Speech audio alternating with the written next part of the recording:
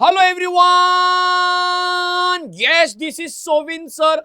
बहुत बहुत स्वागत है आपका इस बहुत ही खूबसूरत से डिस्कशन में basic of elements of group number 16, 17 and 18। एक ऐसा चैप्टर जो लेंथ वाइज काफी बड़ा है, लेकिन अगर इसके कुछ बेसिक चीजों को आप समझ लेंगे तो चीजें बहुत आसानी तरीके से आप इस चैप्टर के इंपॉर्टेंट कंसेप्ट को आप जो कि डील कर सकते हैं। तो चलिए शुरू करते हैं एलिमेंट्स ऑफ ग्रुप नंबर 16, 17, 18। सबसे पहला जो बेसिक चीज समझना है आपको कि भाई ये एलिमेंट जो होते हैं कौन कौन से हैं, कौन से ग्रुप में है, कौन से पीरियड में है। तो बेसिक चीज एकदम कि ये एलिमेंट पीरियोडिक टेबल में कहां पाए जाते हैं। तो चलिए देखते हैं। चैप्टर का नाम है elements of group number 16, 17 and 18। अगर मैं 16, 17, 18 चैप्टर की बात करूं तो एलिमेंट्स ऑफ ग्रुप नंबर 16, 17, 18 ये कहां पाए जाते हैं एग्जैक्टली exactly, और कौन कौन से एलिमेंट हैं, ये चीज हमें यहाँ पे समझनी है।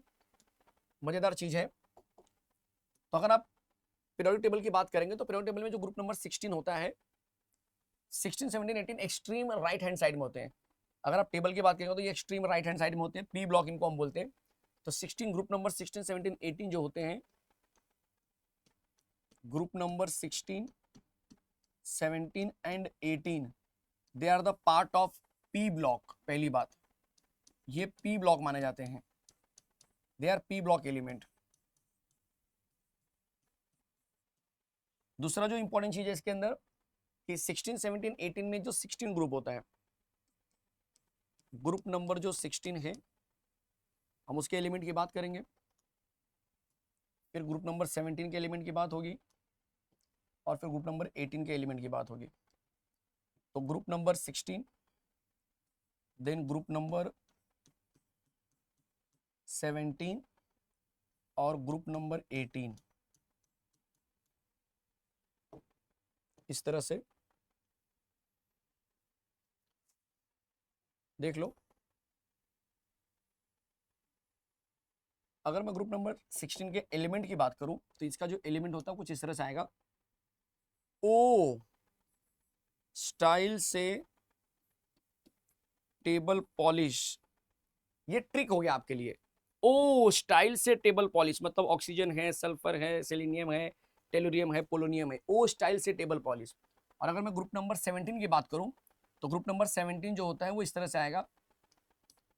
First class biryani I8, first class biryani I8। तो आप ट्रिक भी देखते चल रहे हो, फर्स्ट क्लास बिरयानी I8। और ग्रुप नंबर 18 की अगर मैं बात करूं तो पहले आता है हीलियम, उसके बाद से आप स्टार्ट कर सकते हैं। तो आप बोल सकते हैं कि यार यहाँ पर इस तरह से देख सकते हैं, हीना और करीना की एक्सरे रंगीन है। ये इनर गैस माने जाते हैं, इसलिए हमने इसको स्क्वायर ब्रैकेट में डाला हुआ है, ये इनर गैस के रूप में देखे जाते हैं। और ग्रुप की बात करेंगे, group number 16 is called oxygen family. ये फ्लोरीन फैमिली होती है और वो जीरो गैस या फिर इनर गैस के रूप में इसको देखते हैं। तो ये हम बोल सकते हैं कि यार ये जो होते हैं इसको हम कैल्कोजेंस के नाम से भी जानते हैं, कैल्कोजेंस। ठीक है। और इसको हम बोलते हैं हैलोजेंस। और ये जो होता है इनर्ट गैस, नोबल गैस, जो बोलना है बोल दो। ठीक है। तो कैल्कोजेंस का मतलब है जनरली ओर फॉर्मिंग बोल सकते हो, और ये हैलोजन सॉल्ट फॉर्मिंग होते हैं, मतलब ये ओर से निकलता है, इससे सॉल्ट बनता है, और ये इनर्ट गैस है जो फुलफिल होता है, कहीं पर भी इसकी बैलेंसी नहीं दिखी जाती। तो ये हो गया पूरा एलिमेंट्स ऑफ ग्रुप नंबर 16, 17, 18 के बारे में। होते कहाँ पे, एक्सट्रीम राइट हैंड साइड, जैसे मैं बात कर रहा था कि ये अवेलेबल कहाँ पे होते हैं, तो right hand side of periodic table, of periodic table होते हैं। ठीक है। तो ये पूरा इंफॉर्मेशन है जो आपको यहाँ पे समझ में आना चाहिए। ट्रिक भी मैंने बता दिया है, ओ स्टाइल से table polish, first class biryani I8, और इसको आप कंबाइन करेंगे हीना और करीना की एक्सरे रंगीन। इस तरह से आप क्या कर सकते हैं, इसको लर्न कर सकते हैं। तो जो एलिमेंट्स ऑफ ग्रुप नंबर 16, 17, 18 है, बेसिक चीज जो आपको मालूम होनी चाहिए, एलिमेंट्स कहाँ पर होते हैं, क्या ग्रुप है, क्या नाम है, ये आपको पता होना चाहिए। अब हम बात करेंगे कि भाई इनका जो इलेक्ट्रॉनिक कॉन्फ़िगरेशन है जनरली वो कैसे लिखा जाता है। इंटरेस्टिंग चीज है, बहुत सारे बच्चों को इलेक्ट्रॉनिक कॉन्फ़िगरेशन में दिक्कत आती है कि लिखते कैसे हैं। तो आपको मैं तरीका समझा रहा हूँ, एक छोटा सा प्यारा सा ट्रिक बताऊंगा मैं आपको। Trick for electronic configuration, trick for electronic configuration. Trick for electronic configuration, ध्यान से देखते चलना, इजी होगा। तो अगर मैं बात करूं तो आप इस तरह से लाइनिंग अलॉट कर दो, सिंपल 1 2 3 4 5 6 7 8, देख सकते हैं 9, ठीक है, 1 2 3 4 5 6 7 8, तो ये इस तरह से रहेगा।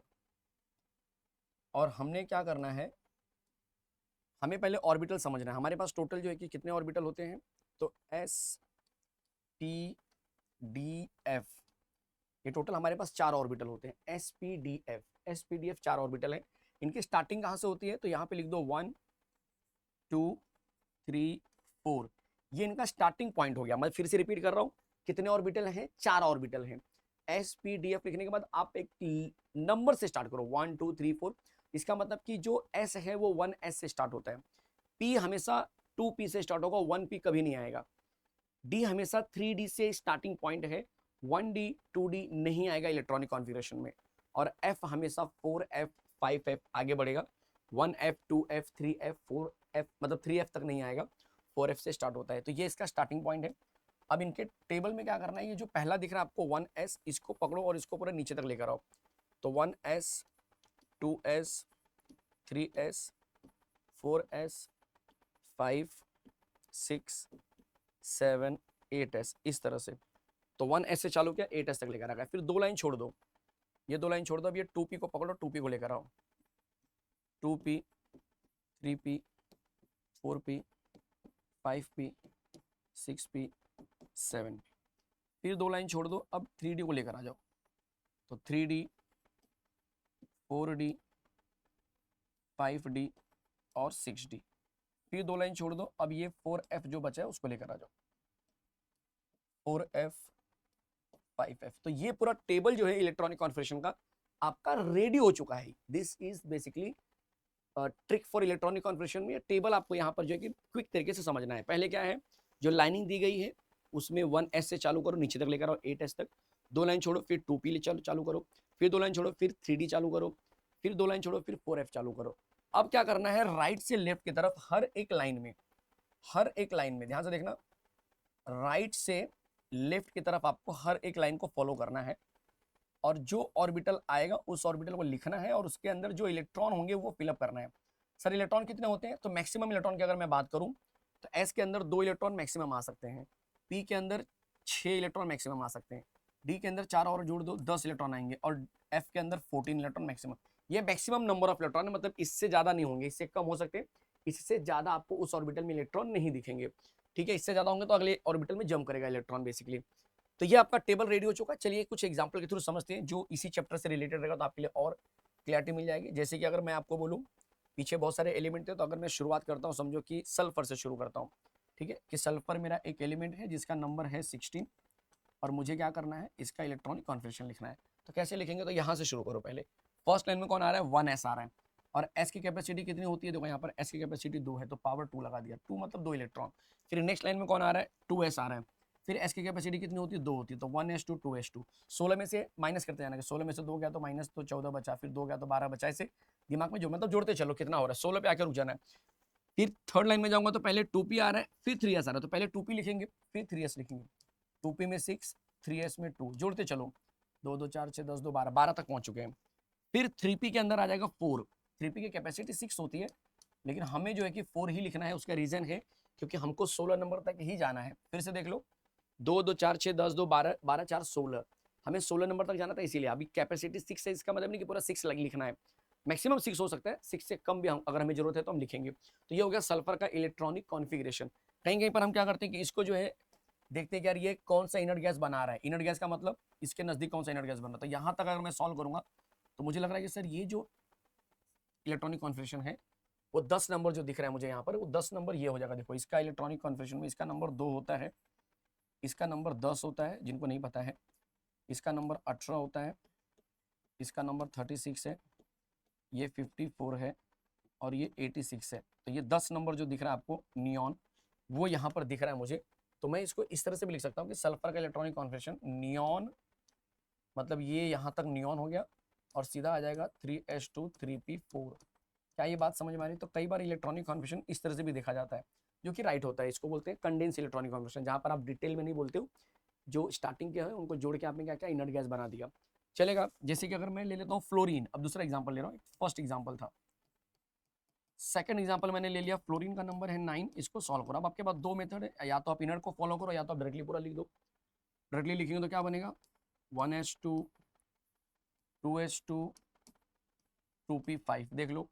और इसको अगर 1s2 को अगर मुझे हीलियम लिखना हुआ तो मैं ये भी लिख सकता हूँ कि भाई ये हीलियम हो गया, ये 2s2 हो गया, ये 2p5 हो गया।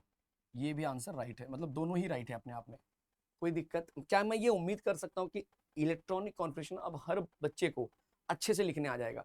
इस टेबल को देख के कोई भी आप लिख सकते हो, मैंने तो आपको समझा दिया, कोई भी छोटे से छोटा बड़े से बड़ा आप जो है इलेक्ट्रॉनिक कॉन्फ़िगरेशन आप इसकी मदद से लिख सकते हो। कोई क्लियर है? यहाँ पर कोई भी एलिमेंट के बारे में आपको डरने की जरूरत नहीं है, आप आराम से लिख सकते हो, ठीक है। तो ये एक इंपॉर्टेंट चीज था जो आपको मालूम होना चाहिए इस बेसिक लेक्चर के थ्रू, ठीक है, अपने आप में बहुत इंपॉर्टेंट है। अब हम धीरे धीरे थोड़ा आगे बढ़ेंगे इस चैप्टर के अंदर, जैसे कि एटॉमिक साइज क्या होता है, आयनिक रेडियस क्या होता है, ठीक है, इलेक्ट्रॉन की एंथैल्पी क्या होता है, इलेक्ट्रोनेगेटिविटी क्या होती है, सारे फीचर्स जो हैं या जो प्रॉपर्टी है वो होते क्या है साथ में। ये आपको पता है कि यार ये सिर्फ इस चैप्टर की बात नहीं है, ये इनफैक्ट पूरे केमिस्ट्री की बात होती है कि यार जब मैं पीरियोडिक टेबल से डील करता हूँ तो मुझे पता होना चाहिए कि एटॉमिक साइज क्या होता है, आयोनाइजेशन एंथैल्पी किसको बोलते हैं, ठीक है, इलेक्ट्रॉन की एंथैल्पी क्या होता है, तो वो सारी चीजें यहाँ पर जरूरी है जानना। तो एटॉमिक एंड आयनिक रेडिया का पैटर्न क्या होता है, किसको हम बोलते हैं और कैसे ये कम या ज्यादा होता है किसी भी पीरियोडिक टेबल के अंदर, ग्रुप में या फिर पीरियड में। तो अगर मैं एक रफली बोलूँ कि एटॉमिक या आयनिक रेडिया की अगर मैं बात करूँ तो जनरली जो भी एलिमेंट आप लेते हो, जैसे कि मैंने बोला सोडियम का नंबर है 11,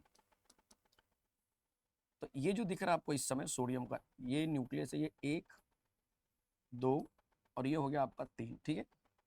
इस तरह से समझने की कोशिश करते हैं, इसको हम लिखेंगे 281 और ये मैंने ड्रॉ कर दिया। तो न्यूक्लियस से उसके आउटर मोस्ट का जो इलेक्ट्रॉन होगा उसके बीच का जो डिस्टेंस होता है उसी को हम बोलते हैं एटॉमिक रेडियस या एटॉमिक साइज। एटॉमिक रेडियस या एटॉमिक साइज, एटॉमिक रेडियस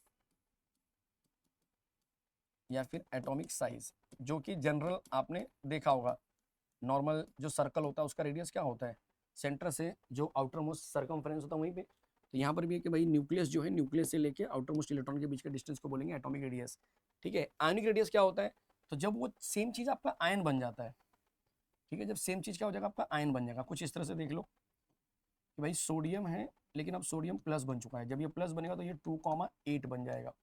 तो भी हमें वही करना है, तो भी हमें क्या करना है, वही करना है कि भाई यहाँ से लेके जो आउटर मोस्ट इलेक्ट्रॉन होगा उसके बीच के डिस्टेंस को भी हम क्या बोलेंगे, आयोनिक रेडियस बोलेंगे या फिर आयोनिक साइज बोलेंगे। कोई दिक्कत, कोई डाउट? तो डिफरेंस तो कुछ नहीं है भाई, एक तरह से सेम ही चीज है। बट अब आता है कि ग्रुप और पीरियड में इनका नेचर कैसा होता है। तो पहले हम ग्रुप में समझने की कोशिश करते हैं। ग्रुप में क्या होता है कि जब आप ग्रुप में, जब आप ऊपर से नीचे जाते हो, ग्रुप में हमेशा क्या होता है कि आप हमेशा ऊपर से नीचे की तरफ जाते हैं। ग्रुप में कहाँ से कहाँ जाएंगे, टॉप टू बॉटम हमेशा जाते हैं। एग्जाम्पल के थ्रू बात करते हैं, जैसे कि ऑक्सीजन से सल्फर की तरफ जाएंगे तो ऑक्सीजन का नंबर कितना है 8, इसको क्या लिखेंगे 2,6 लिखते हैं। सल्फर का नंबर है 16, इसको क्या लिखेंगे 2,8,6 लिखेंगे। तो यहाँ से समझ में आ रहा है कि यार टॉप टू बॉटम जब हम जाते हैं, टॉप टू बॉटम जब हम जाते हैं तो जो साइज होता है वो बढ़ता है, बिकॉज न्यूक्लियस का जो शेल है, जो ये जो शेल है देखो, एक शेल, दो शेल, तीन शेल, यहाँ पर एक शेल, दो शेल, तो ऊपर से नीचे जाने पर शेल बढ़ गया, नंबर ऑफ शेल क्या हो गया, इंक्रीजेज, नंबर ऑफ शेल क्या हो गया, इंक्रीज हो गया, जिसकी वजह से एटॉमिक साइज क्या होगा, इंक्रीज हो जाएगा। बोलो समझ में आया? कोई दिक्कत? तो ग्रुप में समझ में आ गया क्या होता है, जब आप नीचे की तरफ जाएंगे तो नंबर ऑफ शेल इंक्रीज होगा, एटॉमिक साइज आपका क्या होगा, बढ़ जाएगा। चलिए बात करते हैं कि अगर हमने पीरियड ले लिया होता तब क्या होता। पीरियड की बात करते हैं, देखो जरा कंसेप्ट समझ गया ना तो बहुत आसान हो जाएगा। पीरियड में हमेशा कहां से कहां जाते हैं, लेफ्ट टू राइट जाएंगे, लेफ्ट टू राइट जाएंगे। आपको समझाऊंगा मैं, जैसे एक रफली समझने के लिए बोल लो कि भाई ऑक्सीजन है उसके बाद फ्लोरीन है, अगर आप सेम पीरियड की बात करेंगे तो इस तरह से देख लो कि भाई ये ऑक्सीजन है, इसके सामने फ्लोरीन है, इस तरह से देख लो, ऑक्सीजन से फ्लोरीन में जा रहा हूँ, ठीक है। पीरियड सेम है मेरा, देखो ये पीरियड मेरा सेम रहेगा, जो भी सेकंड पीरियड है, या फिर सल्फर से क्लोरीन भी जा सकते हैं। तो सेम पीरियड की अगर मैं बात करूँ ऑक्सीजन से, तो इसका नंबर कितना है 8 और इसका नंबर कितना है 9। इसका मतलब कि ये 8 प्रोटॉन लेके चलता है और ये 9 प्रोटॉन लेके चलता है। जिसके पास ज्यादा प्रोटॉन होते हैं उसका अट्रैक्शन ज्यादा होता है। जिसके पास ज्यादा प्रोटॉन मतलब न्यूक्लियस में ज्यादा पावर है, वो क्या करेगा, आउटर मोस्ट को खींच लेगा अपनी तरफ। समझ में आ रहा है? तो आपके दिमाग में क्या होना चाहिए कि जैसे आप लेफ्ट टू राइट जाएंगे, वैसे ही न्यूक्लियर चार्ज बढ़ जाता है। न्यूक्लियर का जो चार्ज है, इफेक्टिव न्यूक्लियर चार्ज क्या होता है, बढ़ जाता है, और अट्रैक्शन भी बढ़ेगा, फिर इसका मतलब आउटर मोस्ट के साथ में वो भी बढ़ेगा, और जिसकी वजह से एटॉमिक साइज कम हो जाएगा। जिसकी वजह से एटॉमिक साइज जो होगा आपका कम कम कम होने लगेगा। तो this is the whole story जो आपको पता होनी चाहिए। एटॉमिक और आयनिक की कंडीशन सेम रहेगी, कोई दिक्कत कोई डाउट एक बार फिर से दिमाग में सेट कर लो क्या बोल रहा हूँ मैं। एटॉमिक या आयनिक रेडिया क्या होता है, तो सर न्यूक्लियस से आउटर मोस्ट शेल का जो डिस्टेंस है दैट इज कॉल्ड एटॉमिक या फिर आयनिक रेडिया है। पीरियड में क्या होता है, पीरियड में हम लेफ्ट टू राइट जाते हैं, जिसकी वजह से प्रोटॉन का नंबर या फिर इफेक्टिव न्यूक्लियर चार्ज हमारा बढ़ने लगता है, जिसकी वजह से अट्रैक्शन ज्यादा होगा और साइज कम हो जाएगा। जबकि ग्रुप में नंबर ऑफ शेल जो होंगे हमारे क्या होंगे, बढ़ेंगे, जिसकी वजह से साइज बढ़ जाता है। तो this is the whole story. अब इसके रिस्पेक्ट में हम बाकी चीजों को क्या करेंगे, आसानी से देख पाएंगे। जैसे कि आयोनाइजेशन एंथैल्पी है, तो एकदम सिंपल चीज समझना। आयोनाइजेशन एंथैल्पी का मतलब है भाई इलेक्ट्रॉन निकालने के लिए लगने वाला एनर्जी। आयोनाइजेशन एंथैल्पी का मतलब क्या है, what is ionisation enthalpy? Yes, energy required, energy required to remove most loosely bound electron,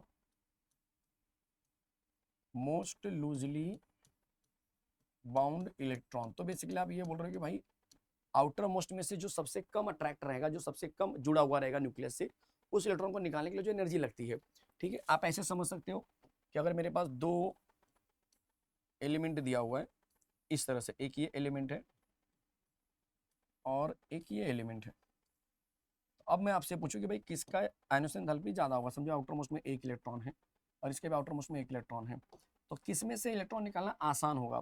तो ये जो है ना साइज क्या है बच्चा आपका, अल्टीमेटली साइज कम है यहाँ पर। अगर आप साइज देखें तो आपको समझ में आएगा कि ये जो साइज है कम है, जबकि यहाँ पर साइज थोड़ा ज्यादा है। तो आपके दिमाग में चलना चाहिए कि भाई आयोनाइजेशन एंथैल्पी जो है that is inversely proportional to atomic size. बोलो समझ में आया? ये मेन स्टोरी है इस कंसेप्ट का, बस कहानी खत्म। इसका मतलब ये हुआ कि सर अगर मैं ग्रुप की बात करूं, अगर मैं ग्रुप की बात करूं तो ग्रुप में भाई हमें पता है कि एटॉमिक साइज क्या होता है, एटॉमिक साइज बढ़ता है ग्रुप में ऊपर से नीचे जाने पर, इसीलिए आयनोसन एंथैल्पी क्या होगा, कम होगा, मतलब कम लगेगा जल्दी। जैसे कि ये साइज बढ़ गया, इसमें एनर्जी कम लगेगी निकालने के लिए इलेक्ट्रॉन, ये साइज छोटा है तो इसमें एनर्जी ज्यादा लगेगी, और पीरियड में इसका उल्टा होने लगेगा। तो पीरियड में क्या होता है, तो आप बोलेंगे पीरियड में, जैसे कि हम जानते हैं कि एटॉमिक साइज पीरियड में लेफ्ट टू राइट जाने पर क्या होता है, कम होता है। इसका मतलब वहां पर आयनोसन एंथैल्पी जो होगा ज्यादा लगने वाला है। तो अगर मैं आपसे पूछूं कि ऑक्सीजन, ऑक्सीजन और फ्लोरीन में किस में से इलेक्ट्रॉन निकालना मुश्किल है, तो आप बोलेंगे सर फ्लोरीन से निकालना मुश्किल होने वाला है, बिकॉज यहाँ पर साइज एकदम छोटा हो जाता है। क्लियर है? एकदम पिक्चर क्लियर हुआ? देखो दोनों कॉन्सेप्ट आ गया, एक दूसरे के ऊपर डिपेंड है, सब एक दूसरे के ऊपर डिपेंड वाली कहानी है। नेक्स्ट है इलेक्ट्रोनेगेटिविटी, सेम स्टोरी। इलेक्ट्रोनेगेटिविटी को आप ऐसे बोल सकते हो कि बेसिकली टू अट्रैक्ट इलेक्ट्रॉन, मतलब इलेक्ट्रोनेगेटिविटी जो होती है, इसका मतलब कि जिसका इलेक्ट्रोनेगेटिविटी ज्यादा होगा they will basically attract electron, ये समझ के चलो, ठीक है। तो इलेक्ट्रोनेगेटिविटी एक तरह से एक ऐसी प्रॉपर्टी है एलिमेंट की जो इलेक्ट्रॉन को अपनी तरफ अट्रैक्ट करता है, ठीक है। आप ये समझ सकते हैं property of an atom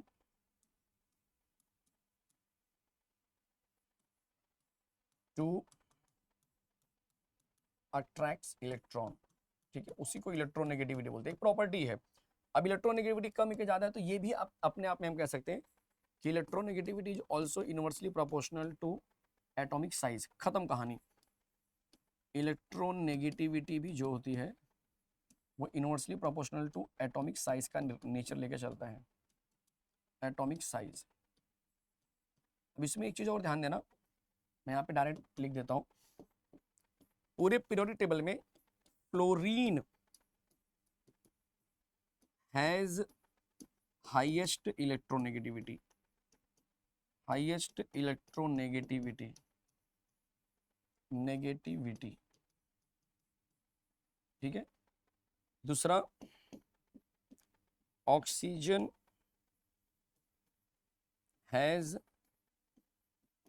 highest electronegativity, highest electronegativity in group number 16। Generally आप ये समझ सकते हैं कि सेकंड हाईएस्ट है ये बेसिकली, ठीक है। क्लोरीन सबसे हाईएस्ट होता है इलेक्ट्रोनेगेटिविटी के मामले में, और ये होता है। बाकी इसके बेस पर आप अंदाजा लगा सकते हो कि ग्रुप में पीरियड में कैसा बिहेवियर होता होगा। इलेक्ट्रॉन एक्सेप्ट करने की बात हो रही है, कौन जल्दी इलेक्ट्रॉन एक्सेप्ट करेगा बेसिकली, ठीक है। तो नेगेटिव चार्जेस जो होते हैं वो जल्दी इलेक्ट्रॉन क्या करते हैं, अपनी तरफ खींचते हैं, तो ये इलेक्ट्रोनेगेटिविटी है। फिर बात करेंगे इलेक्ट्रॉन गेन एंथैल्पी। क्या है इलेक्ट्रॉन गेन एंथैल्पी? तो आप कह सकते हैं कि सर इलेक्ट्रॉन गेन एंथैल्पी मतलब एनर्जी रिलीज्ड, समझो पहले जरा, इलेक्ट्रॉन गेन एंथैल्पी क्या है? Energy released when electron is added, when an electron is added to the shell। समझ में आया? कहानी खत्म। किसी भी शेल के अंदर कोई एक एलिमेंट है, एटम है, उसके शेल में आउटर मोस्ट में मैंने इलेक्ट्रॉन ऐड कर दिया, तो ऐड करने के बाद अगर एनर्जी रिलीज हो रही है तो इसका मतलब इलेक्ट्रॉन की एंथैल्पी है। अब इलेक्ट्रॉन जो रिलीज होगी, जो एनर्जी रिलीज होगी, ठीक है, तो याद रखना कि एनर्जी जो रिलीज होती है उसको हम नेगेटिव में दिखाते हैं। तब आपके दिमाग में ऐसा होना चाहिए कि यार एनर्जी जो रिलीज हो रही है वो कैसे क्या रहेगा बेसिकली, मतलब ज़्यादा होगा कम होगा, तो ये थोड़ा समझने वाली बात है। तो आप ऐसे समझ के चलो कि अगर मैं ग्रुप की बात करता हूँ, ध्यान से देखना बच्चा, अगर मैं ग्रुप की बात करूँ तो साइज क्या होता है हमारा, बढ़ने लगता है। तो जब साइज बढ़ता है ना तो उसमें क्या होता है, जरा ध्यान देना यहाँ पर। जैसे कि मैं एक एग्जाम्पल के थ्रू समझा रहा हूँ आपको कि जब ग्रुप में हम जाते हैं तो ग्रुप में हम क्या देखते हैं, ग्रुप में हम देखते हैं कि यार हम जो है कि टॉप टू बॉटम की तरफ जाते हैं, टॉप टू बॉटम की तरफ जाते हैं, ठीक है। जब मैंने इलेक्ट्रॉन ऐड किया तो क्या तुरंत एनर्जी निकलेगी? नहीं, एनर्जी तब ज्यादा निकलती है जब वो एटम आपका स्टेबल होगा, इलेक्ट्रॉन ऐड करने के बाद सामने वाला खुश हो गया, स्टेबल हो गया, तब एनर्जी ज्यादा निकलती है, ठीक है। अदरवाइज आप आउटर मोस्ट में इलेक्ट्रॉन ऐड कर दिए और बाकी लोग में धक्का मुक्की हो रही है, खुश नहीं है, तो एनर्जी कम निकलेगी या फिर वो अनस्टेबल रहेंगे। तो टॉप टू बॉटम केस में क्या होता है कि साइज बहुत बड़ा होता है, जिसकी वजह से जब इलेक्ट्रॉन हम ऐड करते हैं तो उस इलेक्ट्रॉन को स्टेबिलिटी अचीव नहीं होती है। क्यों नहीं होती है? क्योंकि साइज इतना बड़ा है कि जब आउटर मोस्ट में इलेक्ट्रॉन आता है तो न्यूक्लियस जो है कि उसको देख ही नहीं पाता, या उसका पावर वहां तक पहुंच ही नहीं पाता। न्यूक्लियस मेन घर का गार्जियन है, जिसका प्रभाव या जिसका इफेक्ट आउटर मोस्ट तक होना चाहिए, तभी जो है कि आउटर मोस्ट का इलेक्ट्रॉन खुश होगा और वो स्टेबल होंगे लोग। लेकिन यहाँ पर साइज बढ़ने की वजह से स्टेबिलिटी कम हो जाती है। समझ में आ रहा है? थोड़ा सा लॉजिक है दिमाग में। तो यहाँ पर क्या मैं ऐसे बोल सकता हूँ कि भाई ग्रुप के अंदर टॉप टू बॉटम जब आप जाते हो तो इलेक्ट्रॉन गेन एंथैल्पी जो है कि आपका कम होता हुआ नजर आता है। ये टॉप टू बॉटम की कहानी है। पीरियड की अगर मैं बात करूँ तो ऑब्वियस है पीरियड में साइज क्या होता है, साइज जो होता है हमारा कम होता है, जिसकी वजह से हम एक्सपेक्ट कर रहे हैं कि कम साइज में इलेक्ट्रॉन गेन एंथैल्पी जो है, इलेक्ट्रॉन गेन एंथैल्पी पीरियड की बात करते हैं, पीरियड की मैं बात कर रहा हूँ, थोड़ा सा कंसेप्ट समझ लो उसके बाद हम बात करेंगे। पीरियड की बात कर रहा हूँ कि जब आप लेफ्ट टू राइट जाते हैं तब साइज कम होता है, और जब साइज कम होगा तो चांसेस ज्यादा होंगे कि इलेक्ट्रॉन गेन एंथैल्पी आपका बढ़ जाएगा। बहुत से लोग को नहीं समझ में आ रहा है सर कैसे बढ़ेगा, क्योंकि भाई जब आप लेफ्ट टू राइट जाएंगे तो साइज छोटा होगा, साइज छोटा होगा तो जब आउटर मोस्ट का इलेक्ट्रॉन आएगा उसके अंदर तो न्यूक्लियस क्या करेगा, आउटर मोस्ट को पकड़ लेगा, हाँ भाई तू आ जा, तू घर का मेहमान है। और जब न्यूक्लियस उसको इज्जत देगा तो फिर वो बंदा जो कि स्टेबल होगा और वो पूरे होल एटम को क्या करेगा, मोर स्टेबल बना देगा, जिसकी वजह से इलेक्ट्रॉन की एंथैल्पी आपकी बढ़ जाएगी। ये तो हो गया नॉर्मल जो हम पढ़ते हैं केमिस्ट्री की लैंग्वेज में। लेकिन यहाँ पर कुछ एक्सेप्शन चीजें भी देखने के लिए मिलती हैं, ध्यान से देखना जरा। एक्सेप्शन क्या होता है? जनरल ट्रेंड तो यही होना चाहिए, लेकिन एक्सेप्शन ये है कि अगर मैं ऑक्सीजन और सल्फर को ऑब्जर्व करूं ग्रुप में, अगर मैं ऊपर से नीचे जाता हूं टॉप टू बॉटम, तो ऑक्सीजन के बाद कौन आता है, सल्फर आता है। दिखाता हूं मैं आपको, देखो इसकी बात कर रहा हूं मैं, ऑक्सीजन से सल्फर, तो हम एक्सपेक्ट करेंगे भाई नीचे जाने पर साइज बढ़ेगा, इलेक्ट्रॉन की एंथैल्पी कम होगी, हम ऐसा सोच रहे हैं। लेकिन यहाँ पर ऐसा नहीं होता, सिर्फ इन दोनों के लिए, बाकी सबके लिए कम होगा, लेकिन इन दोनों के लिए ऐसा नहीं होता। क्यों नहीं होता है? क्योंकि यहाँ पर जो ऑक्सीजन है उसका नंबर है 8, लिखते हैं 2,6, यहाँ पर नंबर है 16, लिखते हैं 2,8,6। जब इनका हम साइज देखते हैं तो ये 8 का साइज कुछ ऐसा होता है, 1 2, और 16 का साइज कुछ ऐसा है, 1 2 3। तो आप सोचो कि आउटर मोस्ट में 6 इलेक्ट्रॉन है, 1 2 3 4 5 6, इनके आउटर मोस्ट में 6 इलेक्ट्रॉन है। आप खुद देख सकते हैं, यहाँ पे देख लो इस तरह से, 1 2 3 4 5 6। अब सोचो कि एक बाहर से इलेक्ट्रॉन मैं लेकर आ रहा हूँ, यहाँ पर बाहर से इलेक्ट्रॉन लेकर आया, मैंने बोला भाई ये यहाँ पर इलेक्ट्रॉन डाल दो इसको, और यहाँ पर भी मैंने बाहर से इलेक्ट्रॉन लेकर आया, मैंने बोला एक इलेक्ट्रॉन यहाँ पे डाल दो। अब आप देख के बताओ कि कहाँ पर आपको लग रहा है कि स्टेबिलिटी ज्यादा रहेगी। तो बहुत से लोग बोलेंगे अरे सर रूल के हिसाब से तो ओ में ज्यादा होना चाहिए, बट आप आउटर मोस्ट में जो कितने इलेक्ट्रॉन है, 6 जगह है वहां पर और इलेक्ट्रॉन डालने की नहीं, जगह नहीं है, बहुत कम जगह है। तो एक और आएगा तो धक्का मुक्की चालू हो जाएगी, ये धक्का मुक्की चालू हो रही है, सब एक दूसरे को क्या करेंगे, रिपेल करेंगे, that is called inter electronic repulsion start हो जाएगा। एक दूसरे को क्या करेंगे बच्चा, धक्का मारेंगे, जिसकी वजह से इनकी स्टेबिलिटी क्या होगी, डिस्टर्ब होगी। छोटा साइज होने के बाद भी इनकी क्या होगी, स्टेबिलिटी डिस्टर्ब होगी। यहाँ पर साइज बहुत बड़ा नहीं है और बहुत छोटा भी नहीं है, इतना है कि भाई अगर एक इलेक्ट्रॉन आएगा तो वो आसानी से रह सकता है, उसके आने से ये जो स्टेबिलिटी है बच्चा ज्यादा हो जाएगी। तो इसीलिए ऑक्सीजन और सल्फर में अगर मैं बात करूं तो ऑक्सीजन का इलेक्ट्रॉन गेन एंथैल्पी कम हो जाता है सल्फर के कंपेयर में। और जैसे आपने ये वाला कंसेप्ट देखा वैसे ही कंसेप्ट आ जाता है क्लोरीन का इलेक्ट्रॉन गेन एंथैल्पी कम हो जाता है क्लोरीन के सामने, ये भी एक्सेप्शन का ही पार्ट है। तो क्या मैं ये उम्मीद करूं कि आपको कंसेप्ट समझ में आएगा। तो किसी ने अगर पूछ लिया कि भाई ऑक्सीजन का इलेक्ट्रॉन गेन एंथैल्पी कम क्यों होता है, तो बोलेगा ड्यू टू स्मॉल साइज, खत्म कहानी।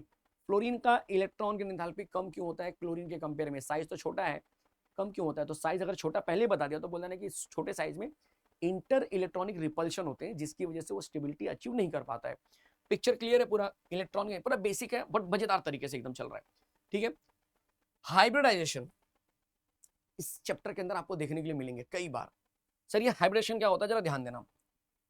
जैसे कि अगर मैं आपको बोलूं कि यार मेरे पास एक कंपोनेंट ले लेता हूं मैं आपको समझाने के लिए, SF6, सल्फर 6 बॉन्ड बना सकता है, मैंने बना दिया SF6। आपको समझाता हूं कि प्रोसेस कैसे होता है। और पूछा गया कि भाई सल्फर के अंदर कौन सा हाइब्रिडेशन हो रहा है, तो सल्फर का नंबर कितना है, 16। ये समझ लेंगे तो आप कोई भी हाइब्रिडेशन कर सकते हैं, 2,8,6 हम बोलते हैं। अगर इलेक्ट्रॉनिक कॉन्फिगरेशन की बात करेंगे तो 1s2, ध्यान से देखना जरा, 2s2 2p6 3s2 3p4। अगर मैं थोड़ा सा इसको और मॉडिफाई करूँ तो यहाँ तक हम क्या ले सकते हैं, नियॉन ले सकते हैं, जो आपको पीछे बताया था मैंने। तो ये नियॉन हो गया, ये हो जाएगा 3s2 3p4। अब आपको बता दूं कि जितनी जिसकी कैपेसिटी होती है, जिस ऑर्बिटल की जितनी कैपेसिटी होती है उसका हाफ ऑर्बिटल हम उसमें ड्रॉ कर सकते हैं। फिर से रिपीट कर रहा हूँ, ये भी एक बेसिक चीज है भाई, जिसकी जितनी कैपेसिटी है। मतलब सर अगर जैसे मैंने आपको बोला कि सल्फर के अंदर हमको 3s और 3p है, मैं सब दिखा देता हूँ। s की कैपेसिटी 2 होती है, तो s के लिए हम एक बॉक्स बना सकते हैं, क्यों, क्योंकि एक बॉक्स में हम 2 इलेक्ट्रॉन फिलअप कर सकते हैं। आया समझ में, इसलिए उसमें कितना बॉक्स बनेगा, एक बॉक्स बनेगा। पिक्चर क्लियर है। अगर मुझे s की बात करूँ, अगर मुझे p की कैपेसिटी मैक्सिमम 6 है तो मैं कितना बॉक्स बना सकता हूँ, 3 बॉक्स बना सकता हूँ, जिसको हम बोलते हैं px py pz।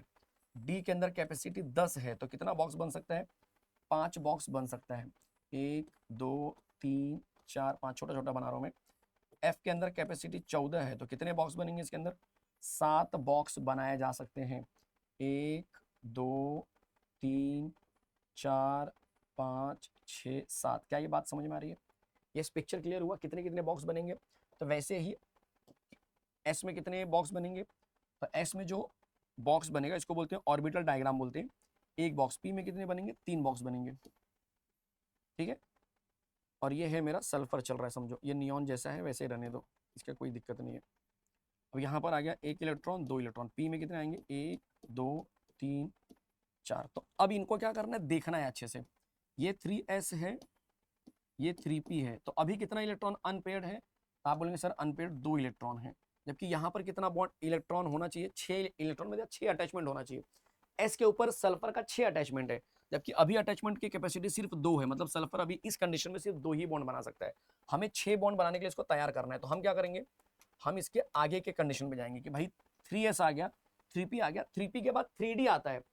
हाइब्रिडेशन में इलेक्ट्रॉनिक कॉन्फिगरेशन को फॉलो करके नहीं बनाते हैं। अभी देखो इलेक्ट्रॉनिक कॉन्फिगरेशन के हिसाब से थोड़ा सा दिखा देता हूं मैं आपको।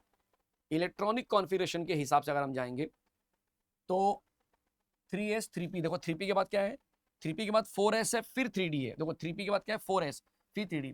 बट इलेक्ट्रॉनिक कॉन्फ़िगरेशन में ऐसा होता है कि भाई हम ये टेबल देखते हैं और उसके हिसाब से लिखते हैं।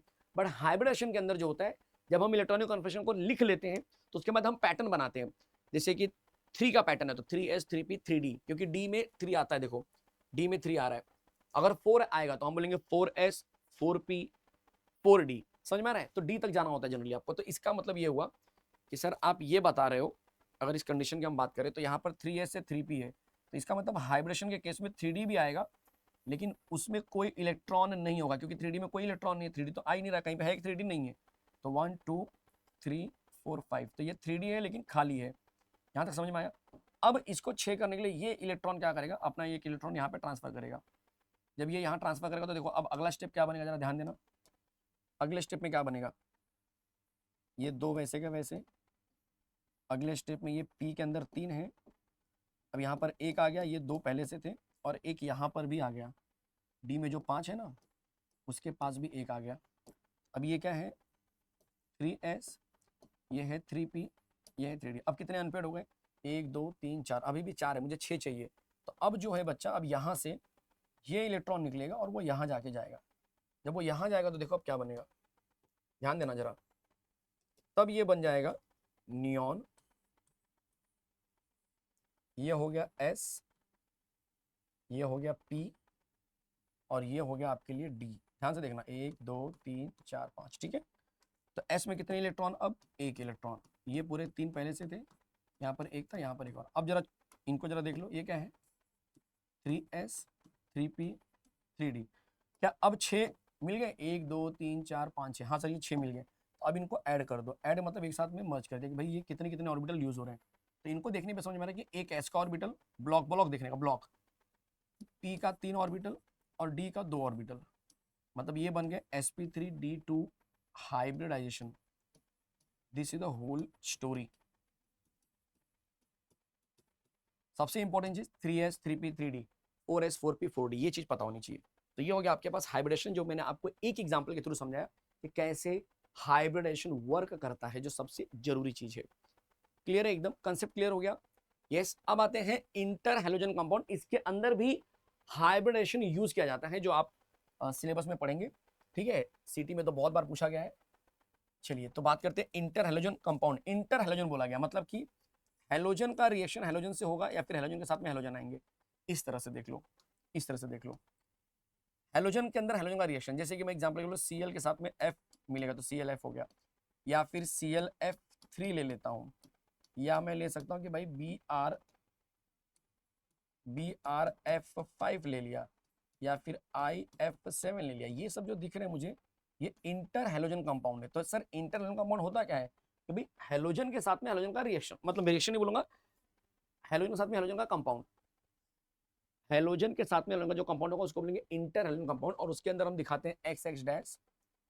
दिखाने का तरीका क्या है, x x dash, x x dash 3, x x dash 5 जो आप देख रहे हैं, एक्स एक्स डैश 7, जहां पर एक्स जो होगा वो होगा लार्जर एटॉमिक साइज वाला बंदा।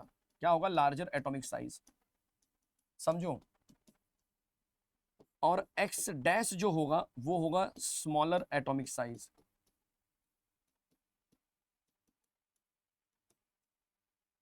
लार्जर एटॉमिक साइज वाला जो होगा वो मोर इलेक्ट्रोपॉजिटिव नेचर का होगा। मोर क्या होगा, इलेक्ट्रोपॉजिटिव होगा। जो स्मॉलर रहेगा वो होगा मोर इलेक्ट्रोनेगेटिव। छोटा साइज मतलब मोर इलेक्ट्रोनेगेटिव, मोर इलेक्ट्रोनेगेटिव होगा। समझ में आ रहा है? तो आप ये समझ लो कि ज्यादातर जो एक्स डैश होगा वो एफ ही रहेगा ज्यादातर केसेस में, ठीक है। तो ये अपने दिमाग में सेट करना है, कोई दिक्कत कोई डाउट? अब अगर मुझे कुछ भी ड्रॉ करना है, जैसे मुझे एक्स डैश x5 लेना है, तो मैं एग्जांपल ले सकता हूँ BrF5, या फिर ClF3 अगर मुझे लेना है। जैसे कि अगर मैं पूछूं कि भाई ClF3 के केस में कौन सा इलेक्ट्रोनेगेटिव, कौन सा हाइब्रिडेशन होगा, चलो ClF3 मुझे ड्रॉ करना है, या इसका हाइब्रिडेशन बताना है, कौन सा हाइब्रिडेशन होगा। चलो